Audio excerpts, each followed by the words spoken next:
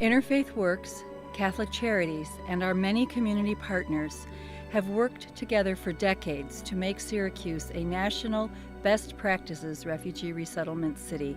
Congregations, every level of government, businesses, and community organizations welcome, educate, provide healthcare, training, and jobs in this community-wide humanitarian effort. The 2014 InterFaith Leadership Award honorees are all refugees who have come to Syracuse and played leadership roles in our community.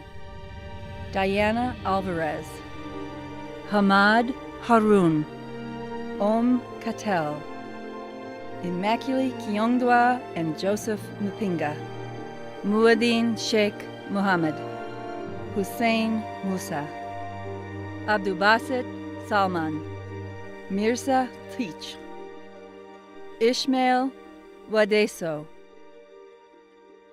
People have many different paths that they take to get here depending on what has caused them to become a refugee, whether they've come out of famine or they've come out of a war or out of political repression. But the first step is making that decision that they have to flee. It could be because their life is in danger, because they've been targeted because of their ethnicity, or because the war has come closer. The first step is really that running, getting out.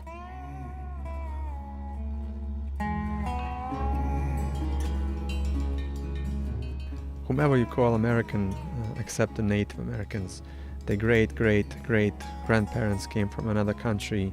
They were a lot like us. Many of them were refugees.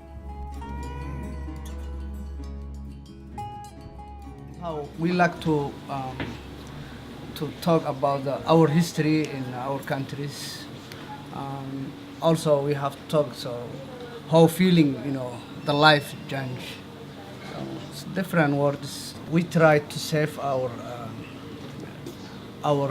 future, our life. Say it was a painful day because you have family members and friends standing there in front of you and seeing you leaving and you leaving them. It was kind of a hard.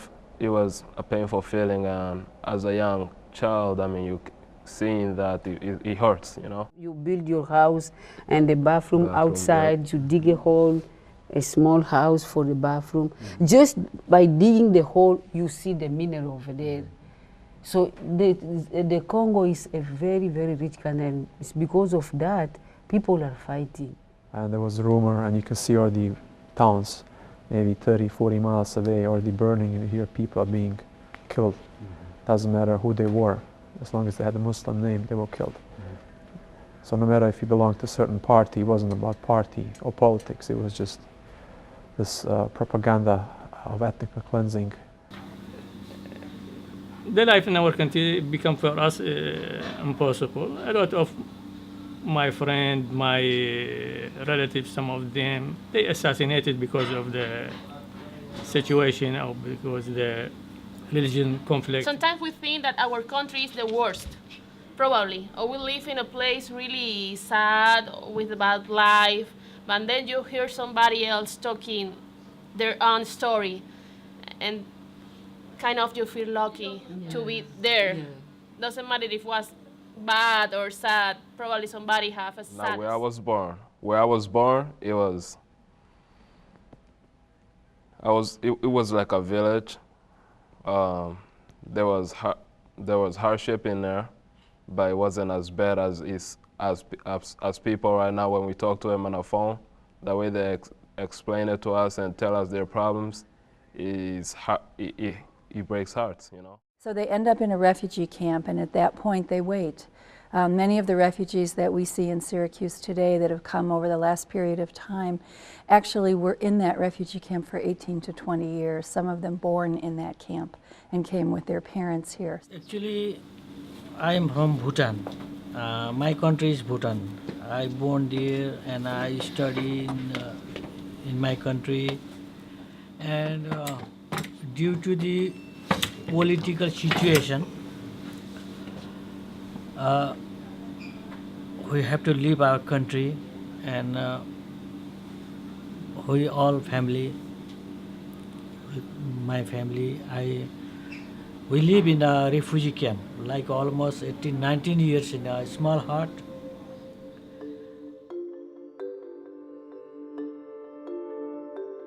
Sometimes we get travel notice 24 to 48 hours ahead. And then we get busy.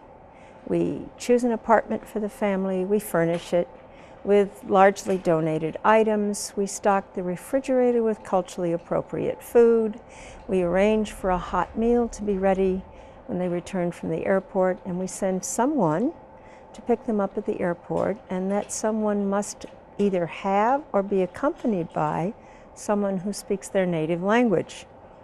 And then we bring them home. Family, so you grow up really around the kin, around friends, and then suddenly everything's gone, you're a stranger. A lot InterFaith workers, two people is coming over there. All is very cry. Why? Because I am long time come to my 6 year come I don't see my family. Very cry. Hope everything is a cry. Why? Because I am first time come after 7 years I see my family come to I am cry. All my children cry. All people is cry. Some of them don't speak the language, don't speak English. So they want to find somebody that they can connect with, that can just even at a basic level translate to them, translate their needs. I feel really welcomed, you know, and actually when I came first time to the office, InterFaith office, it was really nice and everybody talked to me and they explain us how to use the bus, go to buy groceries and everything, so they were really helpful. We arrived to Syracuse. That time we feel like wonderful or terrible. Oh, it is a different country. How can we adjust here? We have a different language and we have a different religion, everything.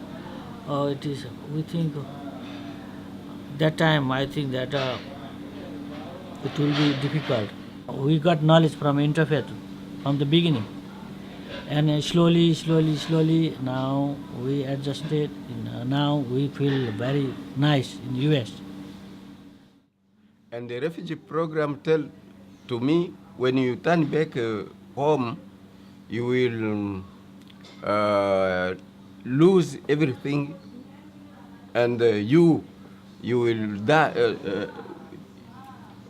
What I can say, but you will lose your life. We don't turn back home. We do to give you opportunity to go start new life. And we gain so much from having them with us.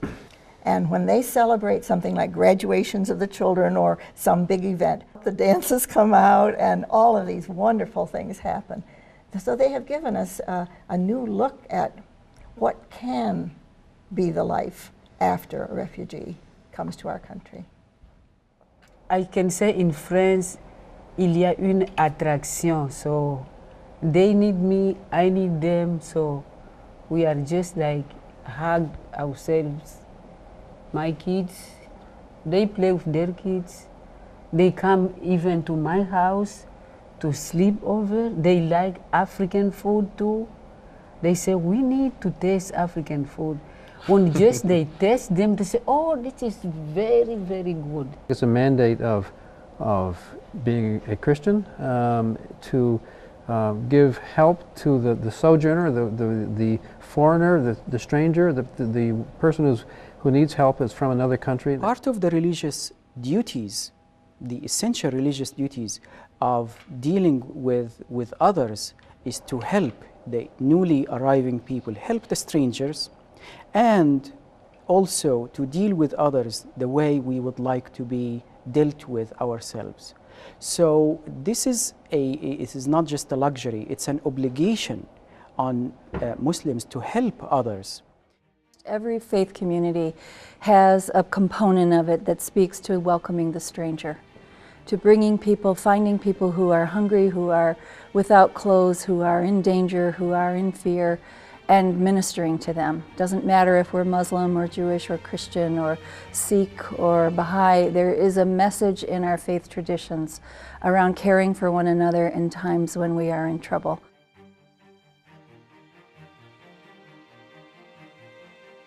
Becoming a best practices refugee resettlement city has been very important for economic growth in our community. Refugees are the people who have survived.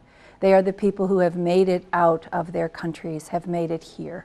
And so they're very motivated. They know there's no back door, there's no escape hatch for them, and they're very motivated to get their educations, to get citizenship, to open businesses, to buy homes, to work hard for the future of their families and their generations. Our business community on the north side needs to reflect our ethnic communities, and so helping our refugees and other neighborhood residents start their own businesses, and we believe that business development is also a really critical part. And so, you know, between workforce and business development, we spend a lot of our time and resources and bring on a ton of different partners to do that work. We started working with the refugee resettlement program, and as a result, we have a lot of people that represent 36 nationalities here who are thrilled to be given an opportunity, to have a door being opened for them. InterFaith Works and Catholic Charities collaborate on a food service training program, affectionately called the Pizza Grant.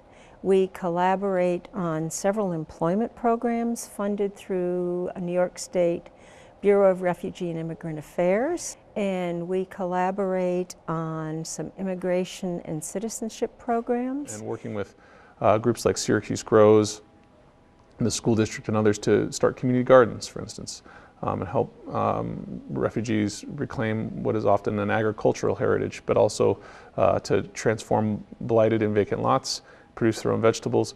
You know, that's another example of ways that we, you know, want to build upon their skills and assets and you know, produce something that's transformative. What happens for refugees is they look at us as Americans and they say, how are we formulated? How do we make it in the world? How do we create the right things for our people?